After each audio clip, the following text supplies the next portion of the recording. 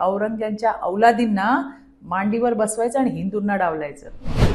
ओ सकपाळ, कोणाला दरिंदा म्हणता तुम्ही? काय तुमचं कर्तृत्व आणि योगदान या राज्यासाठी जरा सांगाल का? राज्यातील लोकप्रिय आणि यशस्वी मुख्यमंत्री देवाभाऊंवर बोलायची आपली लायकी आहे का? जरा तपासून तर बघा. जातीवादीचं राजकारण तुमच्या दिल्लीच्या आकाच्या वंश परंपरेतून सुरू झालंय. औरंग्यांच्या औलादींना मांडीवर बसवायचं आणि हिंदूंना डावलायचं.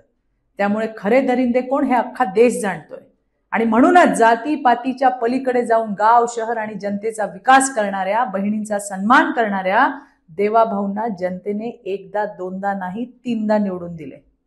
तुमच्या काळात भाषणात गुंडाळून ठेवलेले सगळे प्रोजेक्ट देवेंद्र फडणवीस यांनी प्रत्यक्षात उतरवले. आणि त्यावेळी त्यांची जात काढणारे तुम्ही आणि तुमचे मित्रपक्ष आज जातीपातीवर बोलताय.